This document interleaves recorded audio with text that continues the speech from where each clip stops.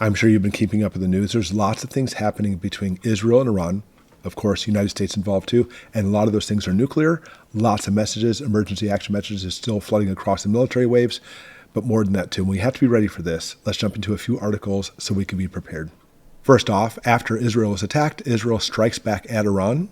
Israel has conducted strikes on a target, well, more than one target, in Iran, defying President Joe Biden's warnings over plunging the Middle East further into conflict.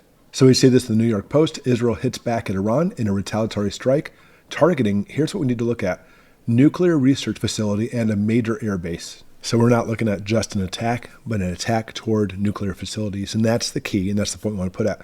The United States in the past has attacked Iran's nuclear facilities as well through cyber attacks. That has been completely declassified, very clear. But obviously this case, since we see bombing of Iran nuclear facilities, well, it may be stepping things up. Because Iran now vows for a tit-for-tat response should Israel attack up to nuclear sites. This is a little bit ago. Well, now that it's been done, Iran said that after Israel indicated the possibility of targeting those nuclear facilities, well, they're going to use a massive drone strike and missile attack to attack Israel's nuclear facilities. And that's what they're saying. I'm going to be the first to tell you that you can't always believe anything Iran says. There's a lot of hyperbole, just a lot of rhetoric coming out of what they put out through their state media. But the thing is, it is escalating. We have seen the attacks going back and forth, but now Israel has attacked the nuclear facility. Again, they're not the first. The nuclear facilities in Iran have been attacked before, but what it's leading to obviously could be even more catastrophic or even endangering even to us here in America. And with this, Iran warns it may now revise its nuclear doctrine and threatens to hit Israelis' nuclear sites. But understand, when they say they're going to change their doctrine, they're not saying they're going to change the war plans for attacking Israel or attacking Israel's nuclear sites. Instead, what they're saying is they're going to be looking at nuclear options, which are on the table for them. From the people I know, people I talk about this, who study this, we estimate that probably Iran has maybe six nuclear weapons. Nobody knows for sure. We can only speculate on this. And I always want to put out, if we don't know for sure, we don't. I've heard from other sources it was 3. But either way, there's an excellent chance they do have nuclear devices now. And again, when Iran says it's going to review its nuclear doctrine, it's not referencing an attack on Israel. It's about Iran's nuclear program. They always say it's for peaceful purposes, but it's funny, they say that if they do get a nuclear weapon, they're going to use on Israel and the United States too. I am glad we're a little bit further away from Iran, the United States that is, but you never know. There's lots of things that happen. It's actually been proven that we can launch a nuclear strike from a cargo container. You have no idea what's going to happen. And that's why we prepare. That's why we prep for this. Because this is what it comes down to. Iran threats to target Israeli nuke facilities. And even more so, now the Middle East is plunging into, it's on the precipice of a bigger war.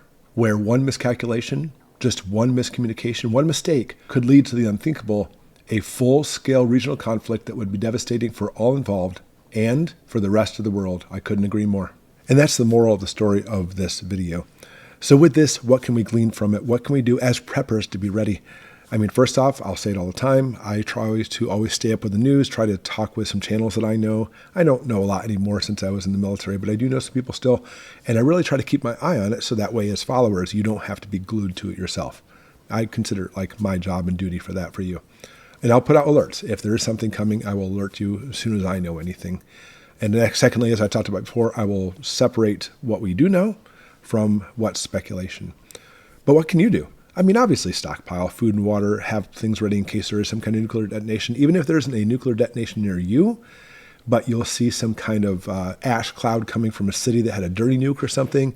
There's things you can do, like getting in your basement and put plastic and duct tape up on windows.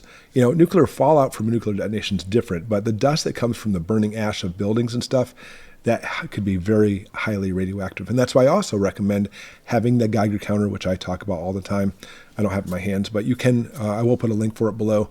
I recommend everybody gets one of these. It's really inexpensive. And for what we need, going to our basement, making sure there isn't radiation coming in, it's all you need, and it can become very handy for that. Then lastly, potassium iodide pills, which I'll link below too. But it's really simple. Just go to my video where I talk about potassium iodide, and for adult doses, 130 milligrams. But again, I'll let that video describe it. Those are the things we can do to be ready. In fact, what I'm going to do is I'm going to link my entire nuclear series, because it seems to me anyway, that we are actually closer to nuclear war, nuclear detonations now than any other time. Thanks for watching, everybody.